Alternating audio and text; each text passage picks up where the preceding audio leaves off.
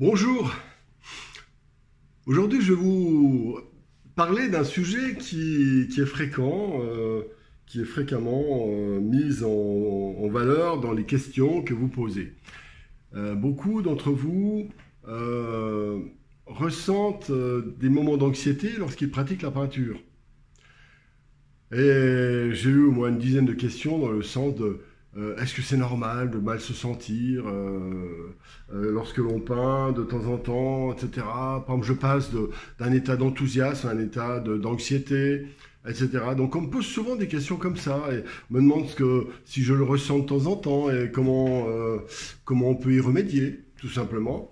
Eh bien, évidemment, j'ai envie de dire oui. C'est presque, ça fait partie de la nature humaine, c'est-à-dire que dès qu'on pratique la peinture, qu'est-ce qui se passe? On est confronté à notre propre perception. On est confronté aussi à un monde qui ne nous correspond pas tout à fait, à des représentations, à des choses qui nous semblent stéréotypées, qui ne correspondent pas à des attentes puissantes de notre vie intérieure, qui donnent du sens à nos vies.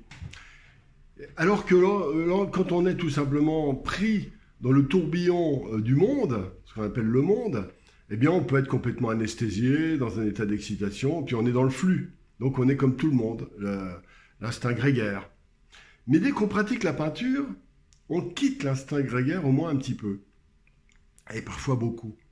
Et à certains moments, il y a un télescopage, un peu de conflit, un frottement, on va dire en tout cas, entre nos deux mondes. Un qui cherche à être conforme et, euh, et correspondre à une vie sociale, et de l'autre côté, une authentique recherche de la beauté, de la fluidité, de l'harmonie, de l'équilibre.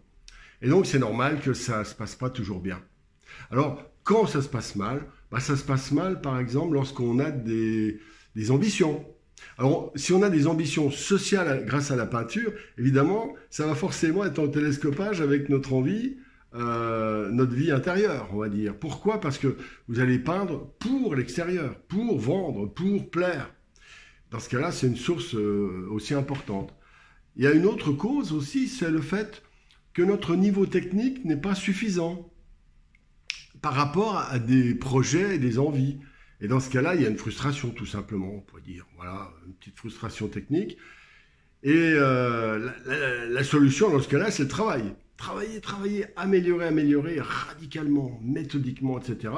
Et c'est une voie facile pour s'en sortir, travailler. Mais ceux qui sont paresseux et qui n'ont pas envie d'approfondir, mais qui aimeraient quand même avoir le résultat, bah, ils auraient tendance à tricher. Hein. Y a des tendances, mais ça, je ne vais pas en parler. Donc, c'est une source d'inquiétude.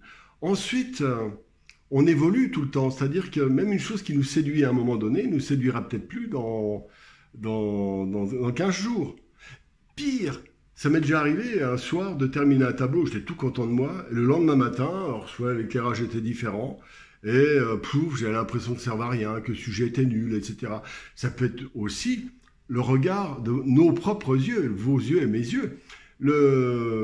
Comment dire, on peut colorer la réalité par notre état d'âme, nos inquiétudes, etc. Donc il y a une infinité de choses qui peuvent faire que d'un moment d'enthousiasme, on tombe, on plonge carrément dans la déception.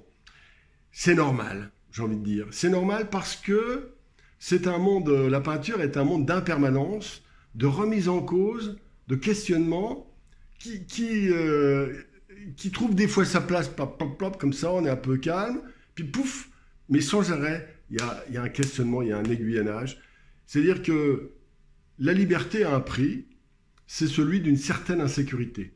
C'est-à-dire qu'on ne peut pas être artiste, et nous sommes tous les artistes de notre propre vie, hein, avant même d'être peintre ou d'être je sais pas quoi, et on ne peut pas être artiste et vouloir une sécurité. La sécurité est l'ennemi de l'art surtout parce qu'ils n'ont pas, moi j'aime bien aussi la sécurité, hein, vendre quelques tableaux, avoir mon atelier, etc. C'est évident. Mais cette insécurité, elle est presque la sécurité psychologique, c'est-à-dire celle qui concerne nos certitudes, nos envies, que tout soit réglé. On a un projet, alors petit 1, petit 2, petit 3, petit 4, petit 18, petit 100 000. On voudrait qu'il y ait une espèce de cheminement complètement contrôlé. Ça ne marche pas comme ça. Et donc, il y a la fluctuation entre nos besoins de sécurité et cette envie-là, plus les événements extérieurs, plus nos imperfections. Donc, on est dans une espèce de tourbillon et c'est une excellente chose. Voilà, tout simplement. Donc, si ça va mal, c'est que ça va bien. Voilà, simplement.